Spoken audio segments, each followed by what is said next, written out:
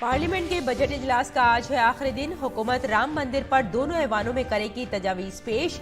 राज्यसभा में भी white paper पर आज होगी बहस।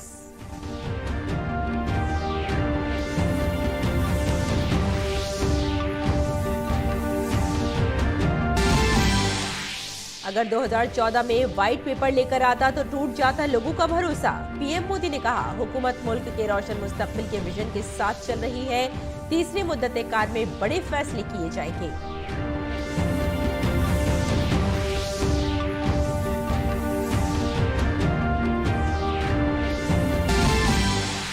वज़ीर आज़म मोदी आज विकसित भारत विकसित गुजरात प्रोग्राम से करेंगे खिताब। पीएम आवास योजना के तहत बनाए गए लाखों घरों का इफ्तिताह और करेंगे भूमि पूजन।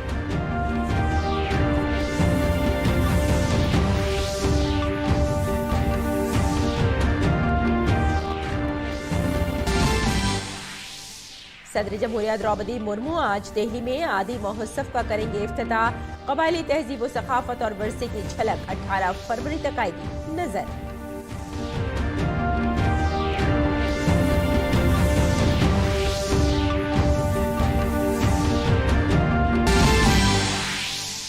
पाकिस्तान में नई हुकूमत की तस्वीर आज होगी वाज़ेह। कौमी असेंबली के इंतखाबात में किसी सियासी जमात को मुकम्मल अक्सरियत हासिल नहीं। इमरान खान की तहरीक इंसाफ से वाबस्ता आजाद उम्मीदवारों ने सबसे ज्यादा 99 नशिस्तें की हासिल।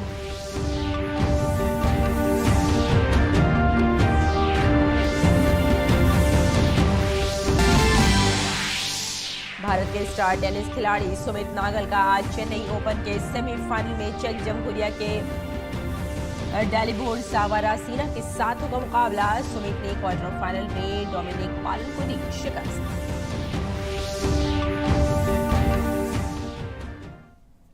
आदाब नाज़रीन, खबरनामे में आपका इस्तकबाल है। मैं हूं आपके साथ रेशमा फारूकी। आइए तफसील से अब खबरों पर नजर डाल लेते हैं। पार्लियामेंट के बजट इजलास का आज आखिरी दिन है। हुकूमत आज दोनों ऐवानों में राम मंदिर पर करारदाद लाएगी। ये करारदाद लोकसभा में ज़ाब्ता 193 के तहत लाई जाएगी, जबकि राज्यसभा में इस करारदाद को ज़ाब्ता 176 के तहत लाया जाएगा। इसे लोकसभा में बीजेपी के मेंबरान पार्लियामेंट सत्यपाल सिंह, प्रताप चंद्र सारंगी और संतोष पांडे पेश करेंगे। वहीं राज्यसभा में राम मंदिर से मुताल्लिक़ करारदाद बीजेपी के रुकन पार्लियामेंट के लक्ष्मण, सुधांशु त्रिवेदी और राकेश सिन्हा पेश करेंगे। बीजेपी ने अपने अरकान पार्लियामेंट को आज पार्लियामेंट में अपनी मौजूदगी को यकीनी बनाने के लिए व्हिप जारी किया है। हुकूमत की तरफ से लाए गए व्हाइट पेपर पर भी आज राज्यसभा में बहस की जाएगी। इससे मुताल्लिक़ करारदाद सुशील कुमार मोदी, प्रकाश जावड़ेकर और ब्रिजलाल पेश करेंगे। 8 फरवरी को हुकूमत की जानिब से ऐवान में एक व्हाइट पेपर पेश किया गया था, जिसमें 2004 से 2014 तक मुल्क की माशी सेहत का अहवाल दिया गया है।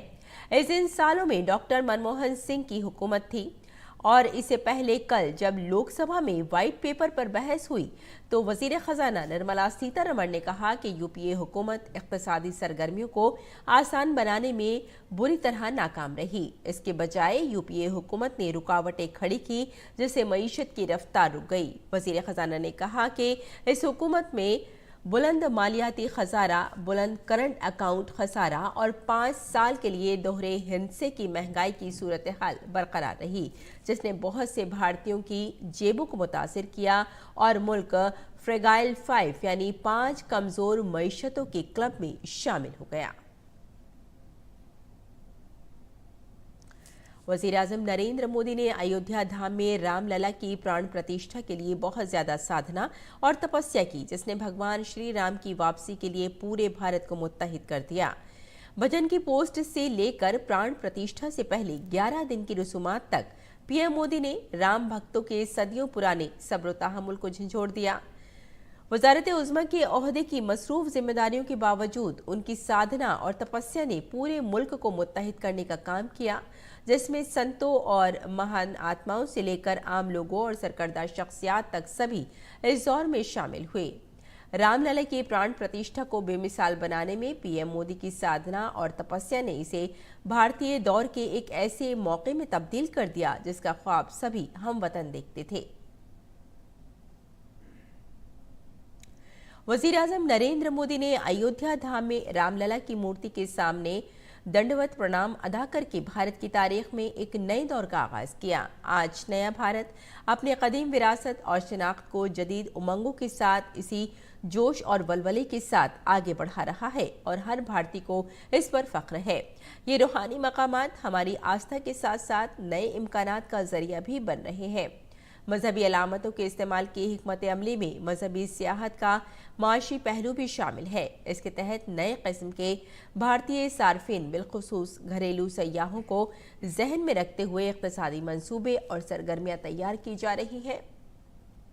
यही वजह है कि पीएम मोदी की क़यादत में मंदिरों पर एक जामे नुक्ताए नज़र से तवज्जो दी जा रही है। बुनियादी ढांचे, तरक्की और घरेलू सियाहत के साथ साथ सकाफती कौम परस्ती पर गहरी तवज्जो दी जा रही है और गुज़िश्ता बरसों में मजहबी मकामात को बड़े पैमाने पर नए सिरे से जिंदा किया गया है। नई स्वदेश दर्शन स्कीम के तहत कौमी सतह पर 25 थीम पर मबनी सर्किट्स तैयार किए जा रहे हैं, जिनमें रामायण सर्किट और बुद्धिस्ट सर्किट भी शामिल है। इन तमाम प्रोजेक्टों का मकसद अयोध्या को दोबारा आलमी शहर बनाना है, जहां नए हवाई अड्डे से जुनूबी कोरिया, फिजी, जापान, नेपाल और थाईलैंड के लिए परवाजें दस्तयाब होंगी। ताहम राम राज्य का ख्याल उतना ही सकाफती है जितना कि ये इक़्तिसादी है और इस सिमत में भी आगे बढ़ना जरूरी है। वज़ीर-ए-आज़म नरेंद्र मोदी ने ET now global business summit से खिताब किया और अपनी हुकूमत की हुसूलियाबियों का जिक्र किया। साथ ही उन्होंने कहा कि हमारा मकसद 21वीं सदी की उमंगों को पूरा करना और नए भारत को तेजी से दावोस से दुनिया के दीगर प्लेटफॉर्म्स पर हिंदुस्तान के बढ़ते हुए असर और रसूख के बारे में बात की। पीएम ने कहा कि ये भारत के लिए वो वक्त है जब मुल्क खुद को सदियों तक मजबूत बनाता है। ये वो समय है जब अपॉर्चुनिटीज और इनकम दोनों बढ़ रही है और गरीबी कम हो रही है। ये वो समय है जब कंजम्पशन और कॉर्पोरेट प्रॉफिटेबिलिटी दोनों बढ़ रहे हैं और बैंक एनपीए में रिकॉर्ड कमी आई है। ये वो समय है जब प्रोडक्शन और प्रोडक्टिविटी दोनों में वृद्धि हो रही हो और ये वो समय है जब हमारे आलोचक ऑल टाइम लो है। पीएम ने साफ सुथरी गवर्नेंस और टेक्नोलॉजी के इस्तेमाल की वजह से मुल्क के खजाने में होने वाली रिकॉर्ड बचत का जिक्र किया। पीएम ने कहा कि कांग्रेस हुकूमत में कागज पर 10 करोड़ फर्जी फायदे उठाने वाले थे। इससे निपटने के लिए हुकूमत ने डीबीटी की मदद ली और मुल्क के 3 लाख करोड़ रुपए को गलत हाथों में जाने से रोका। मैं सिर्फ रोजमर्रा की जिंदगी पूरी करके जाना नहीं चाहता हूँ, मैं आप आने वाली पीढ़ियों का भविष्य सुरक्षित करके जाना चाहता हूँ।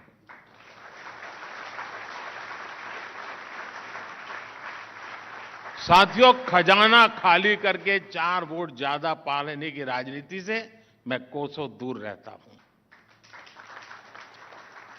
और इसलिए हमने नीतियों में, निर्णयों में वित्तीय प्रबंधन को सर्वोच्च प्राथमिकता दी है। पीएम ने कहा कि 20वीं सदी की विरासत में मिलने वाले चैलेंजों से निपटना और 21वीं सदी में मुल्क की उमंगों को पूरा करना उनके गवर्नेंस मॉडल की बुनियाद है। वज़ीर-ए-आज़म ने इस सनद पर भी तनकीद की जो 2014 से पहले मुल्क में गुर्बत के खात्मे के नाम पर चल रही थी। 2014 के बाद जब एक गरीब का बेटा प्रधानमंत्री हुआ तो गरीबी के नाम पर चल रही ये इंडस्ट्री ठप हो गई। मैं गरीबी से निकलकर यहां पहुंचा हूं, इसलिए मुझे पता है कि गरीबी से लड़ाई कैसे लड़ी जाती है। हमारी सरकार ने गरीबी के खिलाफ लड़ाई अभियान शुरू किया, हर दिशा में काम शुरू किया, तो परिणाम यह आया कि पिछले 10 वर्षों में 25 करोड़ लोग गरीबी से बाहर आ गए। वज़ीर-ए-आज़म ने कहा कि बहुत से शोबे ऐसे हैं जिनमें पिछले 10 सालों में इतना काम हुआ है जो पिछले 70 सालों में नहीं हुआ। पीएम ने यूपीए दौर की इक़्तिसादी सूरत हाल पर लाए गए व्हाइट पेपर का भी जिक्र किया। पॉलिटिकली मुझे वो सूट करता था, वो सारी चीजें बाहर लाना। राजनीति तो मुझे कहती है वो करो, लेकिन राष्ट्र नीति मुझे वो नहीं करने देती और इसलिए मैंने राजनीति का रास्ता छोड़ा, राष्ट्र नीति का रास्ता चुना। और पिछले 10 साल में जब सारी स्थितियां मजबूत हुई है, कोई भी हमला झेलने की हमारी ताकत बन चुकी है, तो मुझे लगा कि देश के सामने सत्य मुझे बता देना चाहिए, चीजें खुल करके रख देनी चाहिए। और इसलिए मैंने कल पार्लियामेंट में व्हाइट पेपर पेश किया है। वजीर आजम ने कहा कि वो अपनी तीसरी मुद्दत में इससे भी बड़े फैसले लेंगे। पीएम ने कहा कि उन्होंने 15 लाख से ज्यादा लोगों से तजावीज लेने के बाद इसका मुकम्मल खाका तैयार किया है। पीएम ने कहा कि नया भारत अब बहुत तेजी से काम करेगा, ये मोदी की जमानत है। Bureau report, DD news Urdu खबरें। रामलला के दर्शन के लिए बड़ी तादाद में अकीदतमंद अयोध्या धाम पहुंच रहे हैं। इसी सिलसिले में मशरक़ी दिल्ली से बीजेपी के रुकन पार्लियामेंट मनोज तिवारी ने पुरानी दिल्ली रेलवे स्टेशन से एक खुसूसी ट्रेन को हरी झंडी दिखाकर अयोध्या धाम के लिए रवाना किया, जिसमें 1504 अकीदतमंदों ने सफर किया।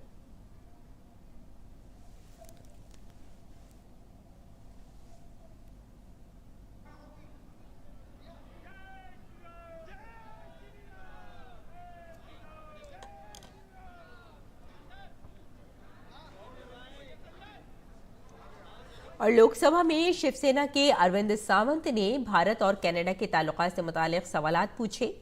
सवालात में अरविंद सावंत ने कनाडा में जेर तालीम तलबा का डेटा और उनके खिलाफ बढ़ते हुए तशद्दुद के खिलाफ उठाए गए इक़दामात की तफसीलात मांगी। साथ ही उन्होंने दोनों ममालिक के ताल्लुकात की वजह से तिजारत पर पड़ने वाले असरात की आदत-ओ-शुमार भी मांगे। इसका जवाब देते हुए उमूर खारजा के वजीर मुमलिकत वी मुरलीधरन ने कहा कि कनाडा में एक अंदाजे के मुताबिक 2,30,000 भारतीय तलबा हैं और अपने शहरियों की हिफाजत हुकूमत हिंद की अव्वलीन तरजीह है। वजीर मुमलिकत बराए उमूर खारजा ने आदत-ओ-शुमार के जरिए बताया कि 2022 के मुकाबले 2023 में भारत की कनाडा के साथ दो तरफा तिजारत और भारत से कनाडा को बरामदात में इजाफा हुआ है, जहां दो तरफा तिजारत में 18.84% इजाफा हुआ, वहीं भारत से कनाडा को बरामदात में 9.04% इजाफा हुआ।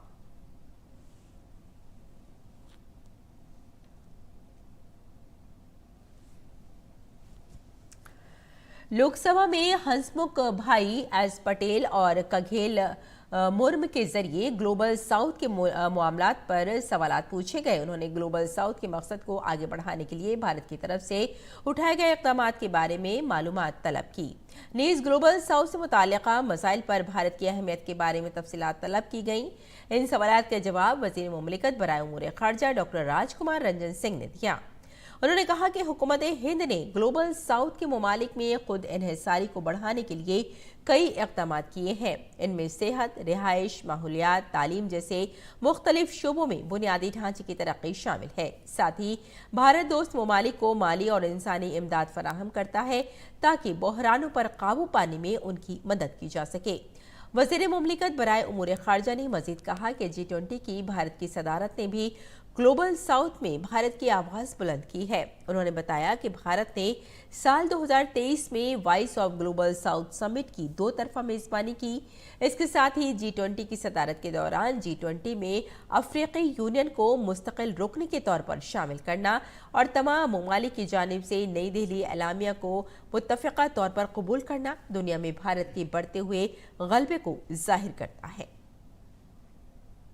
वज़ीर आज़म नरेंद्र मोदी आज वीडियो कॉन्फ्रेंसिंग के जरिए विकसित भारत विकसित गुजरात प्रोग्राम में शिरकत करेंगे। प्रोग्राम के दौरान वज़ीर आज़म गुजरात में प्रधानमंत्री आवास योजना और दीगर हाउसिंग स्कीमों के तहत बनाए गए 1.3 लाख से ज्यादा मकानात का इफ्तिताह और भूमि पूजन करेंगे। इस दौरान वज़ीर आज़म प्रोग्राम से खिताब भी करेंगे। ये प्रोग्राम गुजरात के तमाम अजला में 180 से ज्यादा मकामात पर मुनक़िद किया जाएगा, जिसमें अहम तकरीब बनासकांठा जिला में होगी। प्रोग्राम में हाउसिंग स्कीमों समेत मुख्तलिफ सरकारी स्कीमों के हजारों इस्तिफादा कुनंदगान की शिरकत की उम्मीद है। किताबों के मुताले के शौकीन लोगों के लिए खुशखबरी है। नई दिल्ली के प्रगति मैदान में आज से 51वां आलमी किताब मेला शुरू होने जा रहा है। 18 फरवरी तक जारी रहने वाले इस किताब मेले का थीम कसीर लिसानी भारत एक जिंदा रिवायत रखा गया है। इस बार सऊदी अरब को मेहमान मुल्क के तौर पर चुना गया है।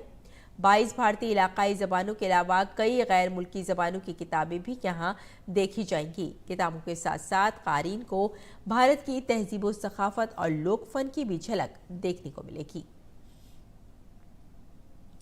हिंदुस्तान पेट्रोलियम कॉरपोरेशन लिमिटेड यानी HPCL ने 20E ईंधन के लिए भारत में 15 रिटेल आउटलेट्स शुरू किए हैं। ये रिटेल आउटलेट्स इलेक्ट्रिक गाड़ियों को बायोफ्यूल की फरहमी में मदद करेंगे। हमारे नुमाइंदे तापस भट्टाचार्य ने HPCL के मार्केटिंग डायरेक्टर अमित गर्ग से गोवा में जारी इंडिया एनर्जी वीक 2024 में मुतबादिल तवानाई के हल को फरोग देने में HPCL के किरदार के बारे में बातचीत की।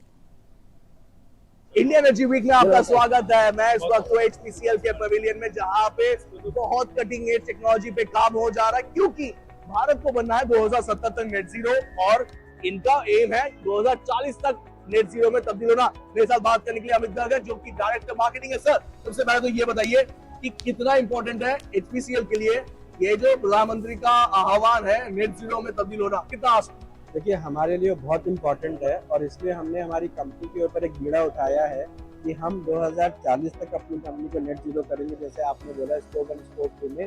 बट हम 2040 का भी इंतजार नहीं कर रहे हैं। हमने वो जो इसके लिए सारे जो प्रयास है वो अभी से शुरू कर दिए हैं।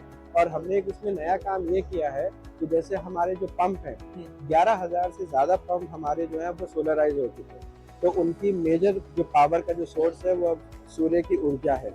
उसी तरह हमने क्या किया, अपनी लोकेशंस पे भी ध्यान दिया है। सब जगह जहाँ जहाँ हमारे पास ज़मीन है, संभावनाएं हैं, हमने उनको सोलर पैनल्स लगाए हैं। और हमने उसके साथ एक और काम भी किया, उसको वही नहीं छोड़ा है।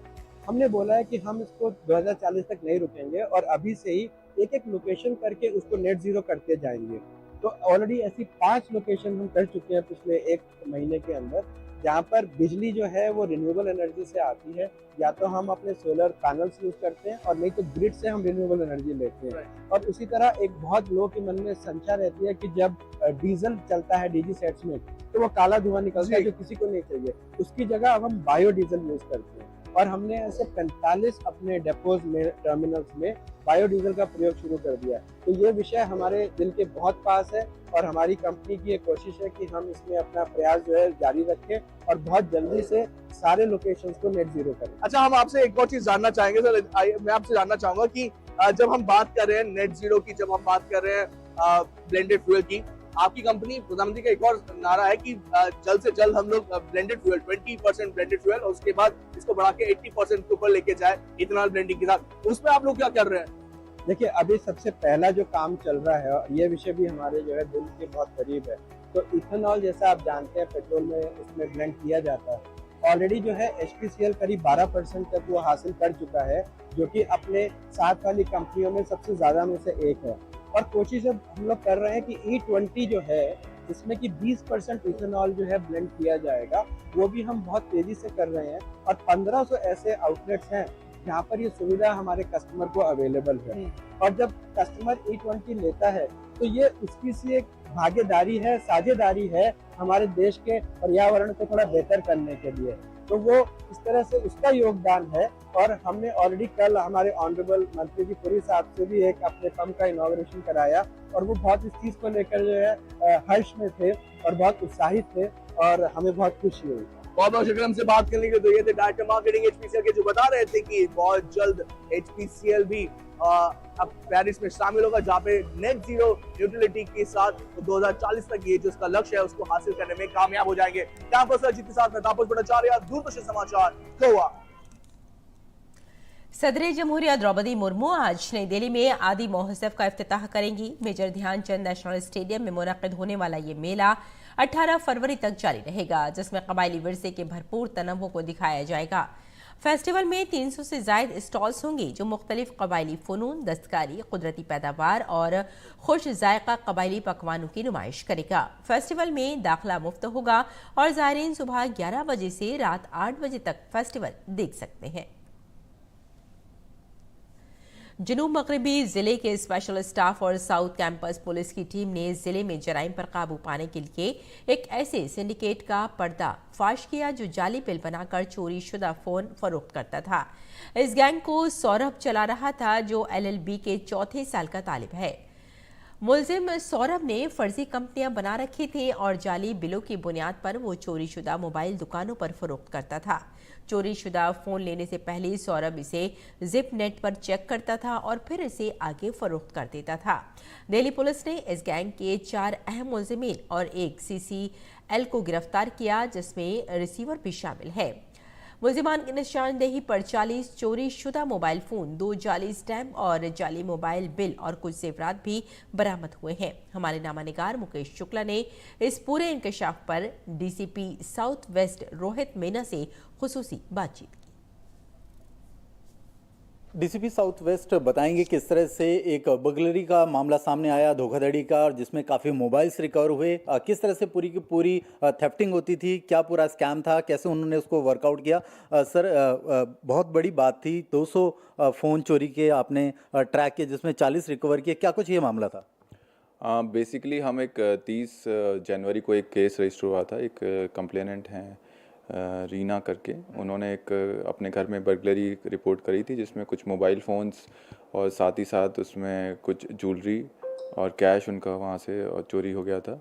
तो बर्गलरी का केस हम इन्वेस्टिगेट कर रहे थे, हमारे स्पेशल स्टाफ की टीम और साथ ही साथ साउथ कैंपस पुलिस स्टेशन की टीम इन्वेस्टिगेट करी थी। रिसीवर की चेन पे काम करते हुए हम एक शॉप पे पहुँचे और शॉप पे फिर उसको हमने जब नैप किया तो उसने बताया कि मैं एक व्यक्ति है सौरभ नाम का, वो जो मेरे पास ऐसे फ़ोन देने आता रहता है बार बार। चोरों, स्नैचर्स और क्रिमिनल्स के कांटेक्ट में आते थे, इनसे फ़ोन्स लेते थे, फिर उनको फ़ोन को चेक करते थे, हमारा जो ऑनलाइन प्लेटफॉर्म है जिपनेट, कि क्या ये फ़ोन कोई चोरी और ये ट्रैकिंग पे तो नहीं है। और जैसे ही उनको लगता था कि ऐसा नहीं है, उसी फ़ोन को एक्सेप्ट करते थे और वो प्रॉपर रेशियो मेंटेन करते थे। वो उन्होंने बाकी OLX से second and third hand phone खरीदते थे, इनको मिक्स करते थे, फिर इनके ये फॉर्ज्ड बिल क्रिएट करते थे और इन फ़ोन्स को ले जाके फिर वो शॉपकीपर्स को देते थे, अलग अलग शॉपकीपर्स को, जैसे इस केस में इंद्रजीत है। सौरभ, जिस तरह से आपने बताया LLB का स्टूडेंट है, 4th ईयर का, तो पहले से ही एक क्रिमिनल स्ट्रैटेजी को ये समझता था कि क्या कुछ कर सकते हैं, कैसे एविडेंस को मिटा सकते हैं, कैसे ले सकते हैं, तो he was very much planned.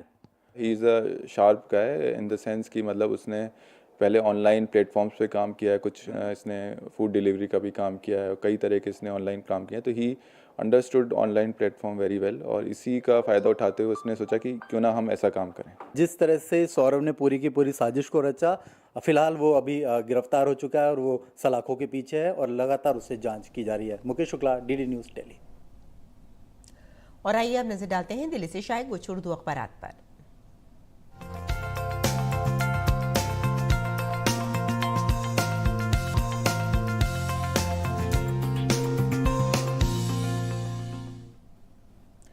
तो नाज़रीन, अखबारात के जायजे में सबसे अहम खबर जिसे दिल्ली से शायद ज़्यादातर उर्दू अखबारात ने अपने सफ़े अव्वल पर जगह दी है, नरसिम्हा राव, चौधरी चरण सिंह और MS स्वामीनाथन को भारत रत्न। रवां साल 5 मशहूर शख्सियात को ये एजाज़ देने का ऐलान किया गया। 3 फरवरी को senior BJP leader Lal Krishna Advani और आपको बताते चलें कि 23 जनवरी को साबिक़ वज़ीर आला कर्पूरी ठाकुर को भारत रत्न से देने का ऐलान किया गया था। और आइए अब नजर डाल लेते हैं इसी अखबार की अगली सुर्खी पर। मुल्क में 97 करोड़ वोटर्स, 2 करोड़ नए वोटरों का इसमें इजाफा किया गया है। और आपको अगर यहाँ तफसील से कुछ नाज़रीन बताना चाहें तो आपको हम बताना चाहेंगे कि इलेक्शन कमीशन ने जुमे को तमाम 28 रियासतों और साथ में 28 मरकज़ के ज़ेर इंतज़ाम इलाकों के वोटरों से मुताल्लिक़ खुसूसी समरी नज़र-ए-सानी 2024 रिपोर्ट जारी की है, जिसमें ये आंकड़ा निकल कर सामने आया है। और आइए अब नज़र डाल लेते हैं अगली सुर्खी पर। ये भी एक अहम सुर्खी है नाज़रीन और इसे भी ज़्यादातर अखबारात ने अपनी 6 सुर्खियों में जगह दी है। पैदावार की सही कीमत मिले और खुशहाली के लिए कोशिशें तेज़ हों, ये कहना है सदर जमहूरिया द्रौपदी मुर्मू का। और अब आइए बढ़ जाते हैं आगे और एक ख़ास खबर हज 2024 की बात है। अखराजात की पहली किस्त जमा करने की तारीख में तौसी की गई है और मुल्क भर के मुंतखब आज़मीन 15 फरवरी तक रकम जमा करा सकेंगे। तो तो नाजरीन, ये एक ख़ास खबर है। जो लोग हज पर जा रहे हैं 2024 में कि उसमें जो तारीख है, पहली किस्त जमा करने की तारीख में तौसी कर दी गई है। और आइए अब नज़र डाल लेते हैं अगली सुर्खी पर। जामिया हमदर्द में कैंसर अवेयरनेस वॉक प्रोग्राम का इनेकाद किया गया और समर के ज़ेरे एहतमाम मुनक़िदा प्रोग्राम का मकसद लोगों में बेदारी पैदा करना था कैंसर के तई, ताकि लोग इस बीमारी के बारे में जानें और थोड़े से अवेयर हो जाएं। और अब देख लेते हैं अगली सुर्खी।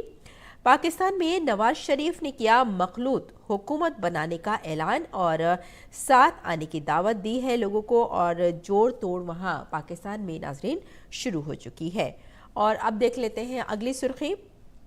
अगली सुर्खी भी नाजरीन काफ़ी अहम है। रूसी सदारती इंतखाबात बोरिस के हट जाने से पुतिन के लिए राह हमवार हो सकती है, ये कहना है अखबार का। तो नाजरीन, ये थी अखबारात की मुख्तसर सा जायज़ा। और आइए अब आगे बढ़ते हैं बुलेटिन की तरफ। पाकिस्तान में आम इंतखाबात के लिए वोटों की गिनती का अमल ताहाल जारी है। इलेक्शन कमीशन ऑफ पाकिस्तान ने कहा है कि वोटों की गिनती की रफ्तार को कम करने के लिए वोटिंग के दिन मुल्क भर में इंटरनेट पर पाबंदी आयद की जा रही है। पीटीआई ने इंतखाबी नताइज में ताखीर के हवाले से धांधली के इल्जामात लगाए हैं। कौमी असम्बली की कुल 265 नशिस्तों में से 204 के नताइज का ऐलान कर दिया गया है, जिसमें किसी को अक्सरियत नहीं मिली है। इमरान खान की पार्टी पीटीआई की हिमायत याफ्ता आज़ाद उम्मीदवारों को बढ़तरी हासिल होती दिखाई दे रही है। मुल्क में नई हुकूमत बनाने के लिए किसी भी जमात को कौमी असम्बली की 265 में से 133 नशिस्तें जीतना होगी। दूसरी जानिब शुमाल मगरबी पाकिस्तान में तशद्दुद के वाक़यात सामने आए हैं। साबिक़ वज़ीर आज़म इमरान खान के हामियों और पुलिस के दरमियान तसादुम में 2 अफराद जाँ बहक हो गए। पुलिस ने कहा कि एहतजाजी मुज़ाहरे, इंतखाबी नताइज के ऐलान में ताख़ीर और वोटिंग में धांधली के इल्ज़ामात के दरमियान शुरू हुए। मुज़ाहिरीन ने पुलिस की गाड़ी को आग लगा दी। और खेल की खबरों में भारत के टॉप टेनिस खिलाड़ी सुमित नागल ने चेन्नई ओपन के सेमीफाइनल में जगह बना ली है। सुमित क्वार्टर फाइनल में चेक जमहूरिया के गैर सीड याफ्ता खिलाड़ी डोमिनिक बालान को 6-3, 6-3 से शिकस्त देने में कामयाब रहे। दूसरी सीड याफ्ता नागल का आज सेमीफाइनल में चेक जमहूरिया के डालिबोर सावरासीना से मुकाबला होगा। नागल ने इससे कबल एसडी प्रज्वल देव और इटली के जिवानी फोनियो को शिकस्त देकर आखिरी 8 में जगह बनाई थी। भारतीय खवातीन की हॉकी टीम ने जुमे को हॉकी प्रो लीग में अमेरिका पर 3-1 से कामयाबी हासिल की। हिंदुस्तानी टीम की जानिब से वंदना कटारिया ने 90 मिनट में, दीपिका ने 26वें मिनट में और सुमिला टेटे ने 56वें मिनट में गोल किया। अमेरिका के लिए तसल्ली बख्श गोल सेन कार्ल्स ने 42वें मिनट में किया। ये मुकाबले में भारत की पहली फतेह है। इससे पहले भारत को हॉलैंड, चीन और ऑस्ट्रेलिया के खिलाफ शिकस्त हुई थी। भारत अब रौरकेला जाएगा और 12 फरवरी को चीन का मुकाबला करेगा। और नाज़रीन, अब पेश है मौसम का मिजाज।